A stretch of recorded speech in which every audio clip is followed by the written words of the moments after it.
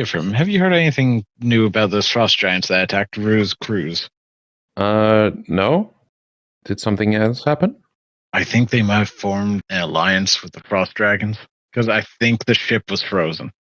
Oh. So, did Rue form an alliance with the frost dragons, or did the frost giants form an alliance with the frost dragons? I think the frost giants formed an alliance with the frost dragons. Ah. So, Rue's going to be a bit longer. Well, should we pull someone in? Do you feel like doing it today? Showing some initiative, maybe? Fine. Oh, thank God.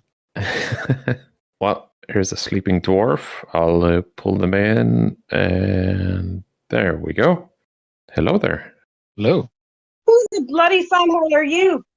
Well, I am Eyafrim. And I'm Ashura, and we're 2 of the 3 of the Delegation of Dreamers. What would you want with me? Just to speak with you, get to know you. If you would allow us, we interview people and catalog their lives, their quests, so that no one ends up forgotten. And we also offer tea and biscuits. We do, and Kobold Scout cookies. I would not recommend them, though.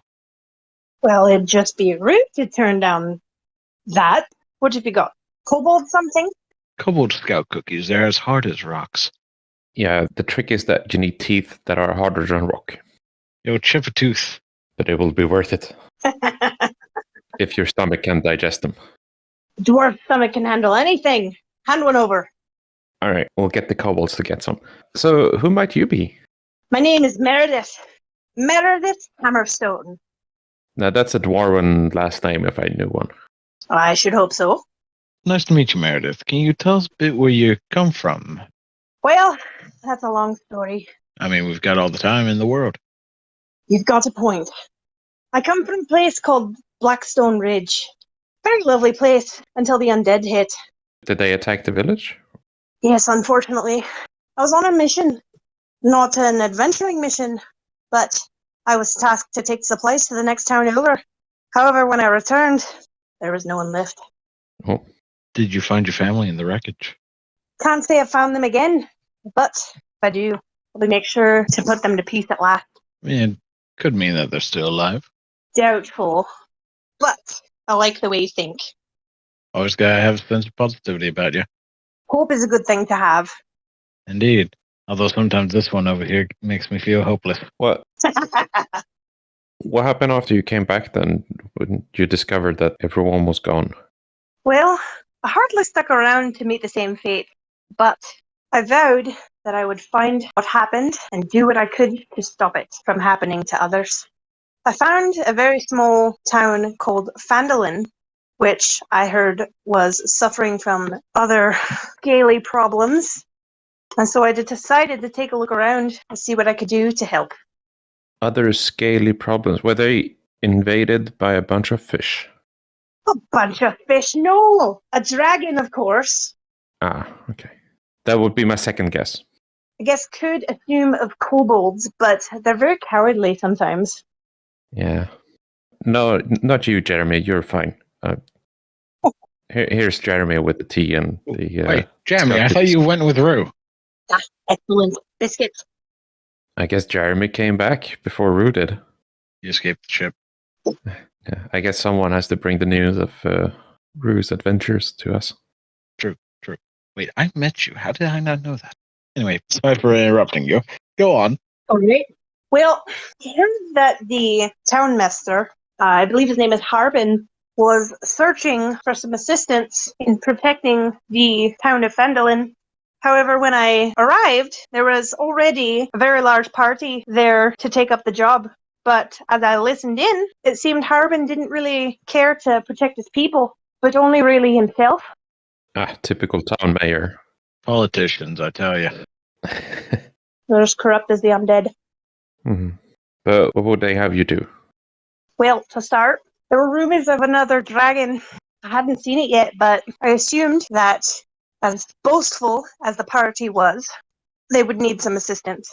So, originally, they were asked to go and recruit a witch because Harbin wanted her magic and potions to keep himself safe, locked away in his house. Cowards. Sounds like it. As we go on, we found the witch's tower, and I actually snuck up on the tall dragonborn Gravithrax. As tall and intimidating as he can be, he's also quite jumpy. Oh, you partied with Gravithrax. Aye. We actually spoke with him a while ago, I think. Oh, really? Yeah. That Dragonborn owes me 50 gold. He did not give it to us, I swear. Then I'll just have to meet with him later. Why does he owe you 50 gold? That's another question for another time. How did you end up sneaking up on Gravithrax? Then again, he is a bit of a heavy sleeper, from last I recall. Aye. Snores about as loud as a full-grown dragon. Hey, we don't all snore. Well, even if you do, some don't notice. Mm. But they were discussing their plans for attack and how to persuade the witch. And really, I just kind of joined in with the party. Was standing behind listening to them, and he turned around and screamed. He jumped about as high as a startled cat. That does sound like Gravithrax. Aye. I mean, it is a little bit scary when dwarves sneak up on you. I once woke up and there was like 4 dwarves just sneaking around my hoard of gold. It was creepy. Was that here? No. This was way back in the day. Okay. Well, turns out the witch really wasn't much help. Could never really convince her to come back anyway. However, we did find that dragon. Or rather, it found us. Oh no. I'm assuming you ended up feeding it, and you're still alive. Well, even if we did manage to feed it, it wouldn't be with myself. So how did you end up defeating it? Well, if I recall correctly, we had almost beaten it, and it flew away. Smaller dragons are actually quite cowardly, it seems. Hey, Oh, no offense. not no all offense. small. It's okay, buddy. It's okay.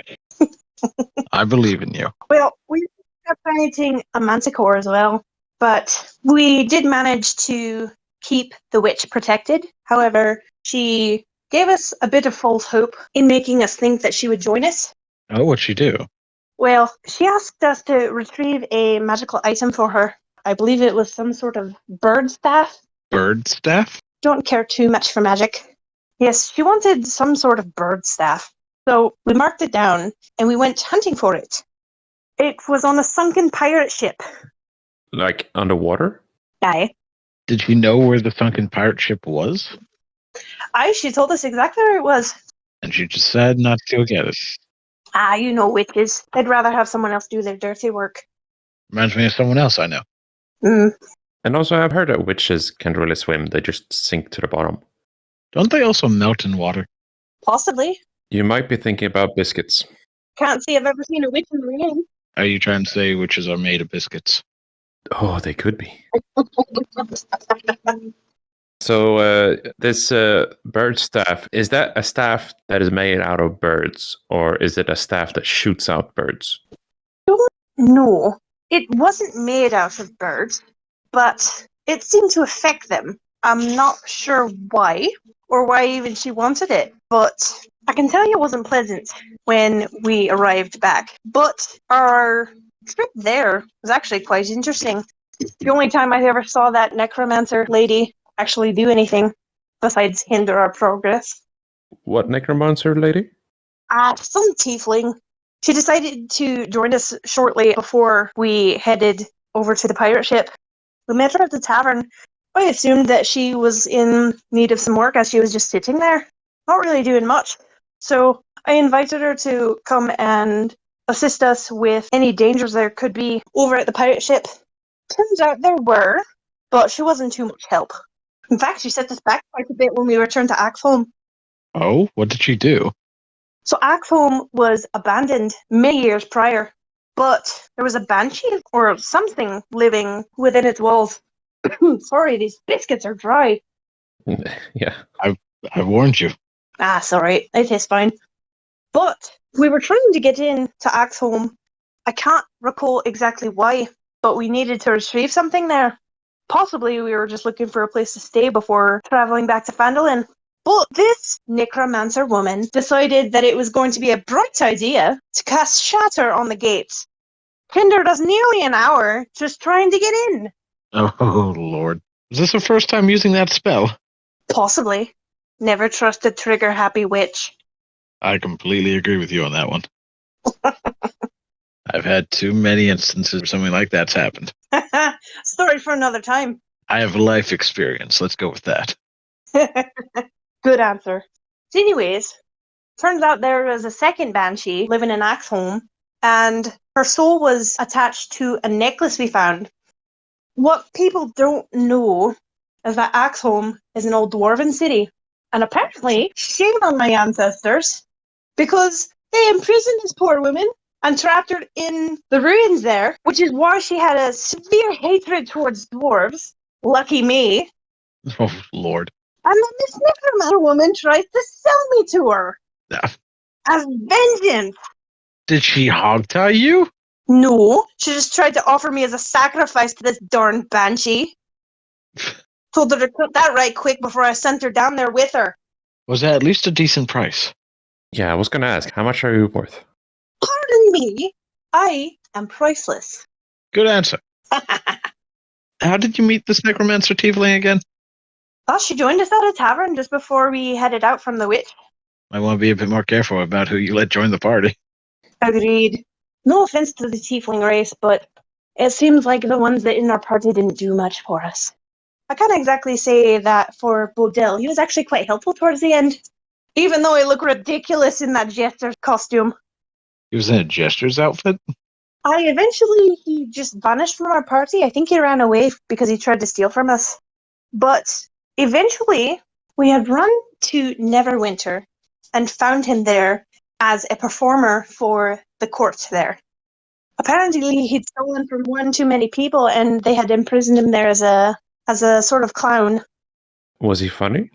Wouldn't exactly say funny. Some of the tricks he performed were decently impressive, but other than that, it was a great party, though. You never go wrong with a good party. Especially when you challenge the dwarf to a drinking contest. Oh, no. Well, to be entirely honest, he was well hammered before we even started. Oh, well, that's just cheating.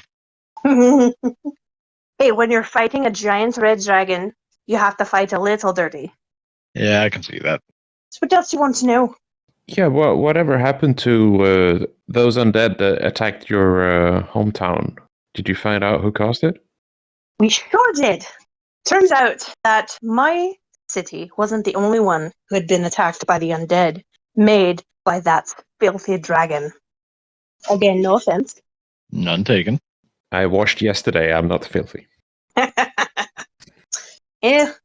Well, anyways, we had found out that the undead had come from what he had named himself the half-crowned Prince of Flames. Very large, very arrogant red dragon. Well, that's a long name. I mean, many conceited people tend to give themselves much longer names. I told him it wasn't the greatest of names. I mean, who calls himself the half-crowned prince? Why not the fully crowned prince of the King of Flames? I swear, that dragon had no head for names. Maybe that was just their sense of modesty. Have you known many dragons to be that modest, though? Well, I myself is the most modest of all dragons. Quite. For my eyes, you'd be correct. But no, I haven't, actually, now that you mention it. Aye. Well, the party was quite interesting, but even though many of them either didn't survive or left us halfway, for the most part, very honourable chaps. Antoinette was an elf from a city to the east of mine. Her city was also burned down and attacked by the dragon and his army.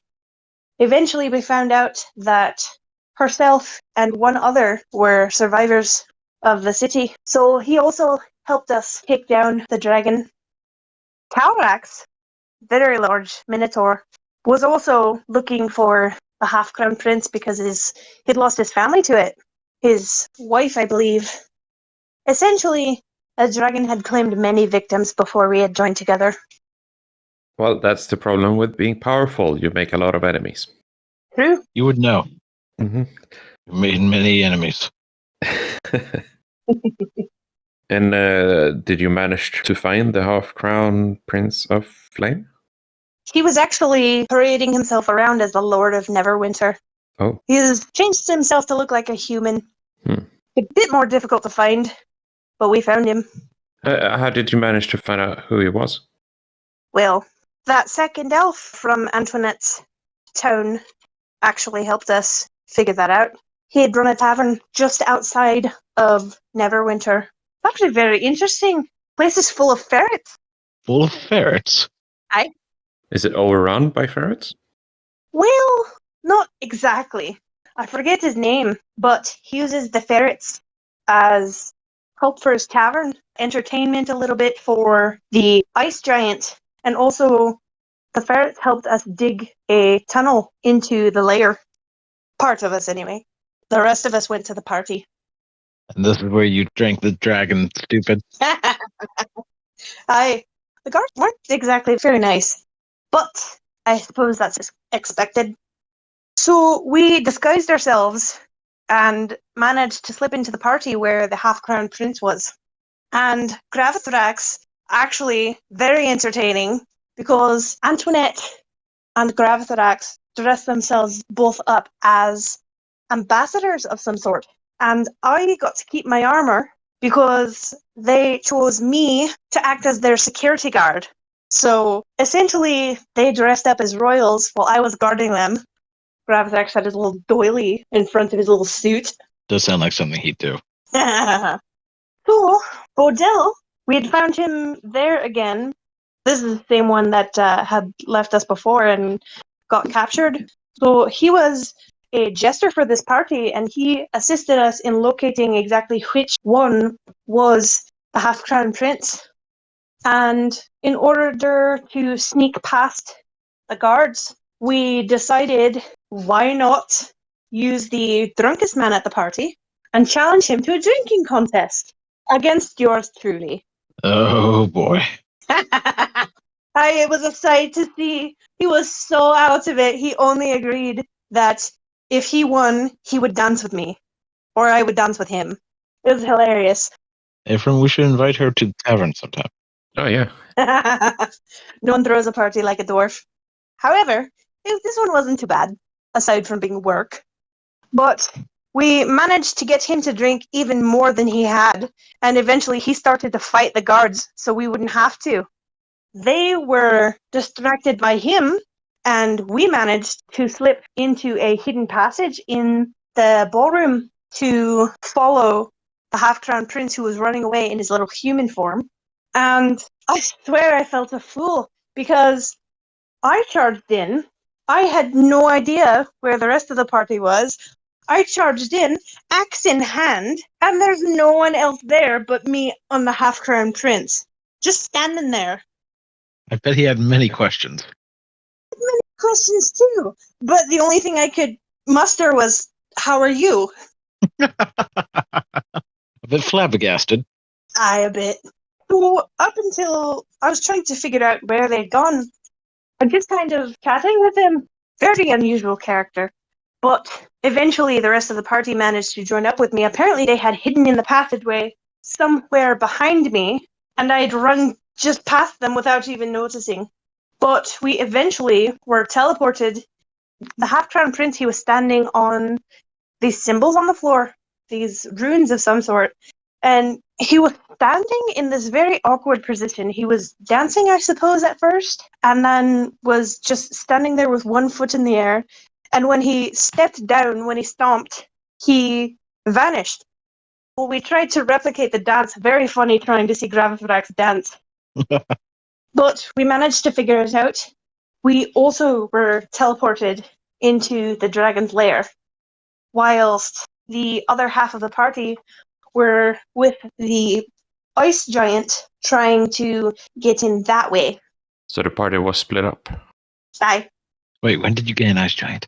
That's actually an interesting story. So we killed Cryovane, which is the first ice dragon, and then we ended up defeating him, but we found his sister, Silvervein, and she tried to attack us. It worked for a bit, as I remember, but all I remember is waking up in the giant's ice tower, in the giant's lair.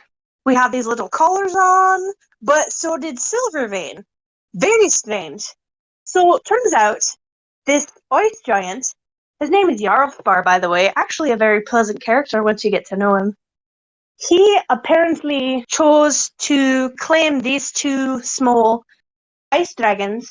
So essentially, we had killed one of his pets, and he decided that we were going to be his pets instead. Oh, And were you good pets? I gave him some ale, a little flask that I had. No more than a drop to him, though. Very, very large man. sounds like Polyphemus. Aye. But eventually, we had made a deal with Jarl. We would gain our freedom if we would retrieve a magic item for him, which was a large snail shell that negated magic. Everyone loves the magic items. Aye, very much so. A magic item to negate magic. Aye, it was some sorts of magical snail where we had to get his shell because it emitted some sort of field that negated magic or something. So Jarlspar wanted it essentially so that he could come fight the dragon but be safe from magic and be able to survive outside of the wintry area. We were going to a volcano after all. Oh, That's fair. That's fair. I believe it's around this time where somebody had recruited a wild pig as a mount of some sort. How many pets do y'all have? 2, as far as I remember. 2 official. But they named this poor pig Breakfast. Oh no. no. Did they take slashes of him and then use cure wounds? No, but that's a good idea. I will keep that in mind. Oh no. It's a bit cruel. I shouldn't have said anything. Eventually, we managed to kill this giant snail, but we were also attacked by displacer beasts and these giant apes of some sort. Displacer beasts and giant apes. A very peculiar assortment of creatures in one area. You have a very interesting realm. You would not believe it.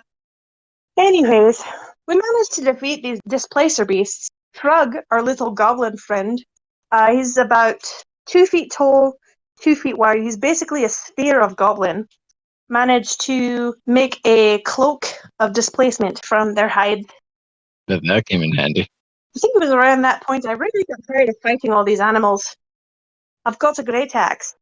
So I managed to get a hit on one of them as their back was turned to me. I got him right in the spine. Finally taking down these ridiculous animals. Sounds like giant pain in the ass. Giant pain for the giant. Yeah. Seems no one wants to do their own bidding anymore. But at least we managed to get our freedom for it. And he assisted us in fighting the dragon. If you've ever seen a giant punch a dragon in the face. I have not. I'll have to find a wrestling ring sometime.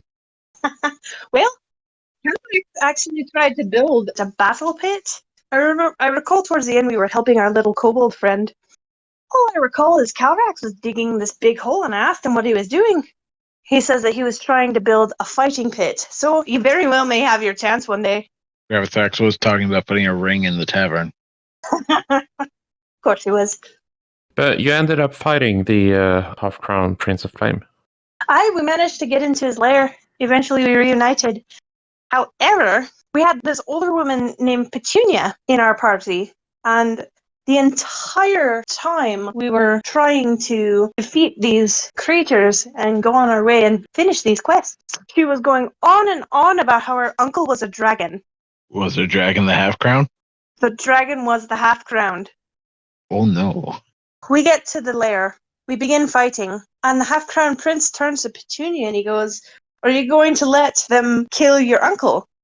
And in a shocking twist, Petunia helps him fight us. This party member who we've been relying on to heal us with her incredibly persuasive everything. Petunia is a very bold woman. Seems like it. I like Petunia.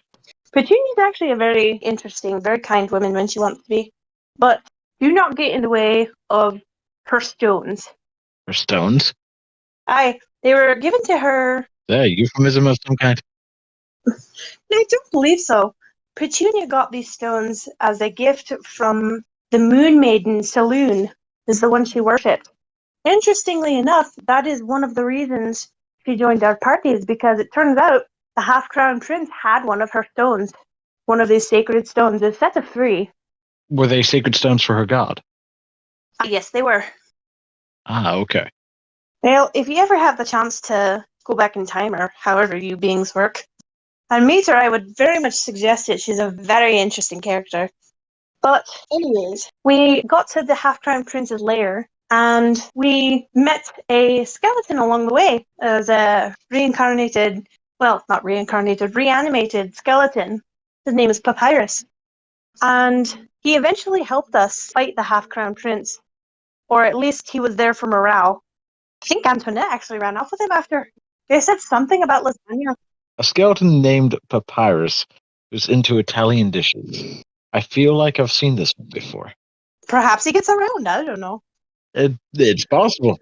I believe that their cafe or tavern or whatever it is that they're running now is actually very popular. That may be where you've heard it. I could possibly. At least they're not dining in hell. Not anymore. That volcano was very close, though. So, did you manage to defeat the dragon? Aye, we did. We defeated the half-crown prince and avenged more people than I will probably ever know. And what did the party decide to do after defeating him?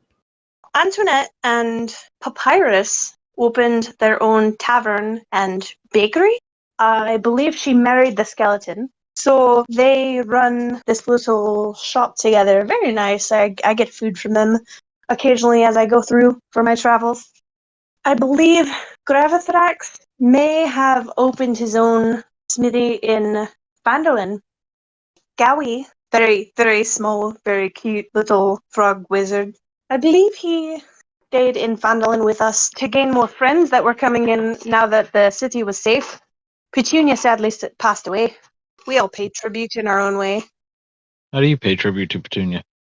Well, I made her a shield with etchings of the moon and a flower, a petunia. And I have it hung in my shop as remembrance. And we get together and we talk about our adventures and our memories and our friends long past gone. Sounds like a nice way to pay tribute. I think Gravithrax actually wrote her a song, but can't recall what it was. We eventually started to joke around and we made our own song about our adventures. Oh, would you be willing to sing a few tunes from it? I suppose so. No, I'm no bard, so bear with me. For you can search far and wide, you can drink the whole town dry, but you'll never find a beer so gold as the one we drink in Maxelholm. You can keep your fancy ales, you can drink them by the flagon, but the only brew for the Raven Tree comes from the Red Dragon. I can't recall the rest, but the ending is for Petunia. And funny enough, for that bothersome little sorceress tiefling I was telling you about. Hunt the stones, break the dice, bribe the mayor and pay the price, then cast shatter upon the gate. That's what Aunt Petunia hates. I love it. Yeah, that's good. Are you sure you're not a bard? If not, I feel like you got a bit of bard in you. That's possible. But you talked about what your party members are doing now, but what are you doing nowadays? Opened my own smithy in Axholm, and I've been helping rebuild it. You see, Axholm was originally a dwarven city, but it was also raided by the undead. I can't say how long ago, but long enough, there's none left. So, with the survivors from Phandalin, formerly known as Phandalin, I've been helping rebuild, and since Harbin, I believe, was killed in the mines, and the woman who imprisoned him, I believe, was also killed, I've been a temporary authority in Axholm just to keep peace and try and rebuild this historic city. But I've also opened my own smithy. I call it the Redstone Dragon. It's a tribute to our party and my family name. And I've actually made this armor out of the scales of the red dragon. I thought those looked familiar. Towards the end, he didn't put up much of a fight as I expected. I had several daggers and actually some spikes and other pointed objects from the manticore and other items, so I was really throwing a lot of those. You'd think the dragon would have turned around. Instead, he just yelled, "Stop stabbing me." As many people, I think, would. Yes, but you'd assume they'd fight back. I think they were too preoccupied with the other members of the party, though. Managed to get a few dug deep under these scales. Can actually see a few scratches on here. Well, I would love to talk to you more, but it looks like you might be fading back to consciousness. I think you're right. But we'd love to have you again if you decide to have more stories. Maybe we can bring both you and Gravithrax on sometime. Or even invite you back to the tavern. That sounds like a good time. That sounds like a good idea. Watch out for Gravithrax and his cinnamon rolls, though. All right. Well, until next time. Have a good awakening. I'm going to kill you.